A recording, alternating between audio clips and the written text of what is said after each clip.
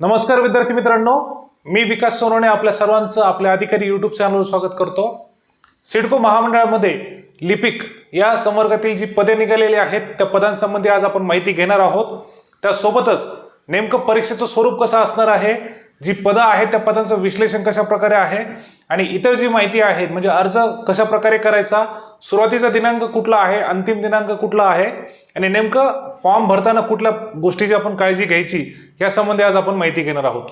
तर नक्कीच सुरुवातीपासून शेवटपर्यंत हा व्हिडिओ सर्वांनी बघावा आणि जास्तीत जास्त विद्यार्थ्यांपर्यंत शेअर करावा, जेणेकरून कुठल्या ना कुठल्या विद्यार्थ्याला ह्या पदासंबंधी जी माहिती आवश्यक आहे ती पोहोचेल आणि कुठला एखादा विद्यार्थी जरी ह्या पदासाठी पात्र झाला तर त्याचं जे श्रेय आहे ते तुम्हाला जाईल। ठीक आहे, तर व्हिडिओला आपण सुरुवात करूया। यामध्ये लक्षात घ्या, नगर नियोजन व पायाभूत सुविधा या क्षेत्रातील जी अग्रगण्य संस्था आहे सिडको, या महामंडळामध्ये तुम्हाला करिअर करण्याची ही उत्तम संधी आहे। त्यासोबतच लेखालिपिक हे जे पद आहे या संवर्गातील ही रिक्त पदे आहेत आणि त्या पदांचा अर्ज करण्याचा जो कालावधी आहे तो आज दिनांक 9 डिसेंबर 2023 पासून 8 जानेवारी 2024 पर्यंत आहे आणि तो फक्त ऑनलाईन पद्धतीने आहे। तुम्हाला कुठल्याही प्रकारे ऑफलाईन मध्ये अर्ज करायचा नाही किंवा कुठल्याही प्रकारे पोस्टाने कुठलंही डॉक्युमेंट पाठवायचं नाही। तर जो पदांचा संपूर्ण तपशील आहे तो इथे दिलेला आहे। एकूण ज्या जागा आहेत त्या जागा आहेत 23। त्या 23 जागांपैकी अनुसूचित जातीसाठी 3 जागा आहेत, अनुसूचित जमातीसाठी 2 जागा आहेत, विजा अ साठी 1 जागा आहे, भटकी जमात ब साठी 1 जागा, भटकी जमात क साठी 1 जागा, इतर मागासवर्गीय प्रवर्गासाठी 5 जागा, आर्थिकदृष्ट्या दुर्बल घटकासाठी 2 जागा आणि अराखीव ओपनसाठी खुला प्रवर्गासाठी एकूण 8 जागा आहेत। त्याचं विश्लेषण इथं दिलेलं आहे। सर्व जनरल सर्वसाधारण प्रवर्गातील जागा असतील अशा एकूण 7 जागा आहेत। त्यासोबतच महिला 30% साठी एकूण 8 जागेचा समावेश असेल, खेळाडूसाठी 1 जागा, त्यानंतर माजी सैनिकासाठी 3 जागा, प्रकल्पग्रस्तासाठी 2 जागा आणि अंशकालीनसाठी 2 जागा। अशा प्रकारे पूर्ण जागेचं विश्लेषण दिलेलं आहे। त्यानंतर पुढे जाऊया। वयोमर्यादेचा जो भाग आहे नेमकं 3 मार्च 2023 ह्या रोजीच्या शासन निर्णयानुसार खुल्या प्रवर्गात मोडणारे जे उमेदवार आहेत त्यांना कमाल वयोमर्यादा जास्तीत जास्त 40 वर्षापर्यंतचा उमेदवार हा खुल्या प्रवर्गातून अर्ज करू शकतो। त्यानंतर इतर मागासवर्गीय प्रवर्गात मोडणारे जे उमेदवार आहेत त्यांना 45 वर्षापर्यंतचा क्रायटेरिया आहे। दिव्यांग उमेदवार असतील तर त्यांना 47 वर्षापर्यंत अर्ज करता येतो। खेळाडू असतील तर त्यांना 45 वर्षापर्यंतचा कालावधी दिलेला आहे जास्तीत जास्त। माजी सैनिक असतील तर 40 वर्ष अधिक सैनिकी सेवेचा जो कालावधी आहे त्यांचा आणि त्यामध्ये 3 वर्षाचा कालावधी दिलेला आहे। त्यासोबत दिव्यांग माजी सैनिक जे आहेत त्यांना 47 वर्षाचा कालावधी आहे। अनाथ असतील तर त्यांना 45 वर्षाचा कालावधी, आर्थिकदृष्ट्या दुर्बल घटक असतील तर त्यांना 45 वर्ष क्रायटेरिया दिलेला आहे। ठीक आहे, तर वयोमर्यादेचा भाग आपण लक्षात घेतला। जे परीक्षेचं नेमकं स्वरूप आहे ते कशा प्रकारे आहे, 200 गुणांची ऑनलाईन एक्झाम होणार आहे। लक्षात घ्या, ही जी परीक्षा आहे ही परीक्षा IBPS मार्फत होणार आहे। ठीक आहे, IBPS मार्फत ही एक्झाम होईल, ज्यामध्ये 4 विषय आहेत: मराठी, इंग्लिश, आकलन क्षमता आणि व्यावसायिक ज्ञान। प्रत्येक जे प्रश्नाचा अंतर्भाव आहे प्रत्येक विषयाला 50 प्रश्न आहेत। म्हणजे इथे तुम्हाला मराठी आणि इंग्लिशसाठी जे मार्क आहेत टोटल मिळून 50 मार्क आहेत 100 प्रश्नाला, आणि आकलन क्षमतेला 50 प्रश्नाला एकूण 50 गुण आहेत आणि व्यावसायिक ज्ञान ह्या 50 प्रश्नाचा अंतर्भाव असलेला त्याला 100 गुण आहेत। तर इथे एकूण प्रश्नाचा अंतर्भाव 200 आहे आणि गुण जे विभागणी केलेलं आहे ती 200 आहे। याच्यात सर्वात जास्त जे मार्क आहेत ते व्यावसायिक ज्ञानाला आहेत, जिथे तुम्हाला तुमच्या व्यवसायाशी संबंधित 50 प्रश्न विचारले जाणार आहेत आणि त्याला गुण आहेत 100। इथे डिसाइडिंग फॅक्टर राहू शकतो। तर या सर्व गोष्टीसाठी जो तुम्हाला कालावधी दिलेला आहे तो एकूण 2 तासाचा दिलेला आहे। ठीक आहे, तर तुम्हाला निगेटिव्ह मार्किंग सिस्टीम दिले तर चुकीच्या उत्तरासाठी गुण वजा केले जाणार नाहीत। म्हणजे निगेटिव्ह मार्किंग सिस्टीम तुम्हाला नाहीये, निगेटिव्ह मार्किंग सिस्टीम नसणार आहे, त्यामुळे तुम्ही पूर्ण 200 प्रश्न अटेम्प्ट करू शकता। कुठल्याही प्रकारे तुम्हाला त्यामध्ये गुण वजा केले जाणार नाहीत, त्यामुळे तिथे घाबरायचं कारण नाही।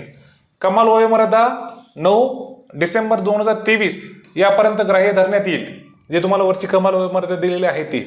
त्यानंतर सिडको कर्मचारी आणि अधिकारी यांना कुठल्याही प्रकारची कमाल वयाची अट लागू राहणार नाही, जे ऑलरेडी तिथे एम्प्लॉई आहेत तर त्यांना तिथे कुठल्याही प्रकारची कमाल वयाची अट असणार नाही.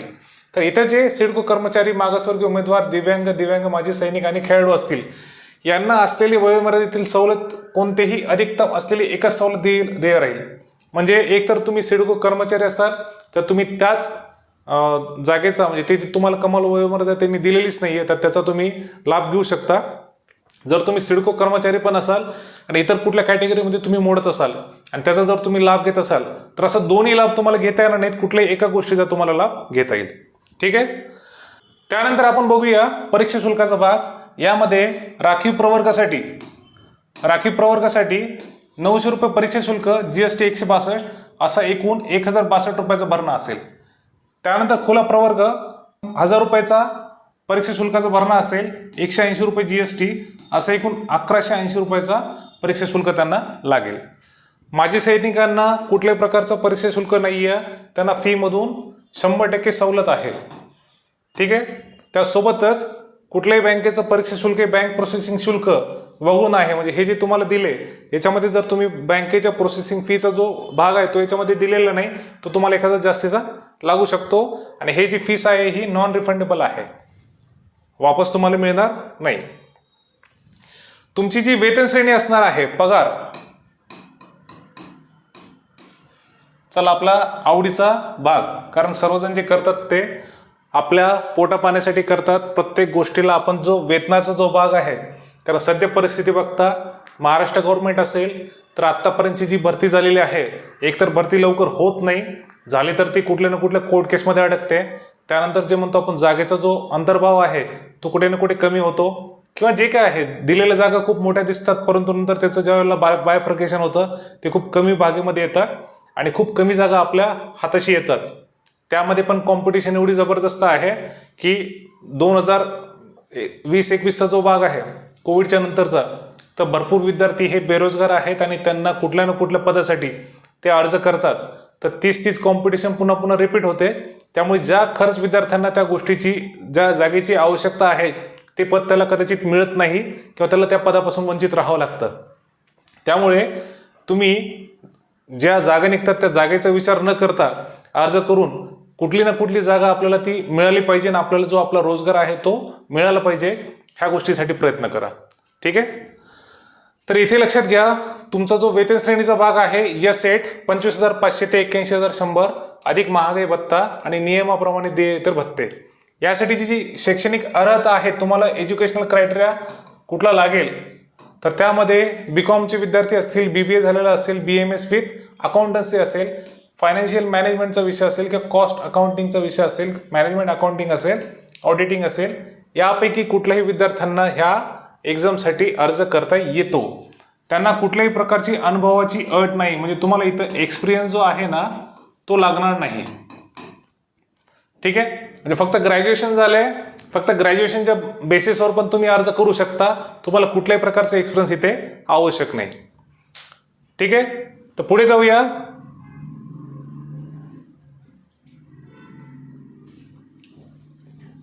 लेखी परीक्षेच्या एकूण 45% किमान गुण तुम्हाला प्राप्त झाले तर आणि तरच तुमचा यादीमध्ये अंतर्भाव केला जातो.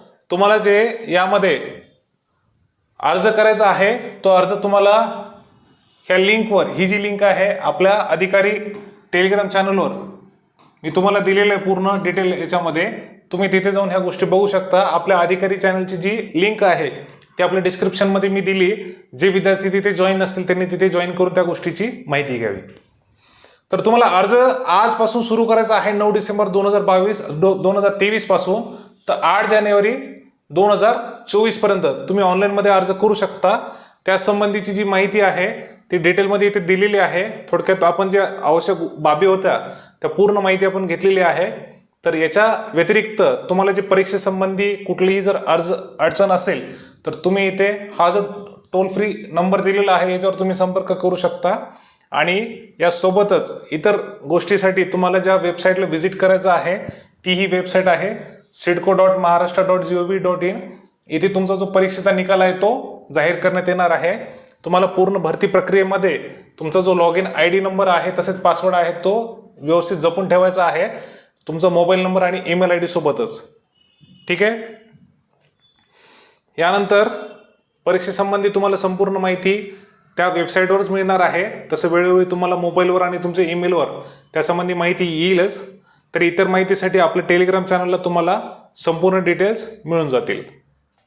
ह्या ऑफिसच्या ॲड्रेसला पण व्हिजिट करून तिथे पण तुम्ही माहिती घेऊ शकता.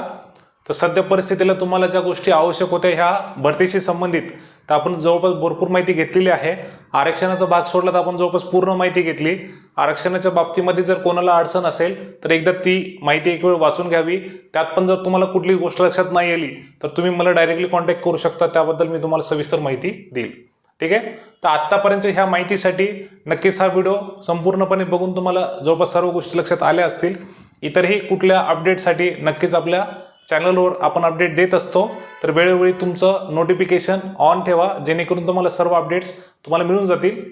तर सध्या परिस्थितीला हा व्हिडिओ आपण इथे थांबूया. अधिक माहितीसाठी आपल्या अधिकारी चॅनलला सबस्क्राईब करा. थँक्यू.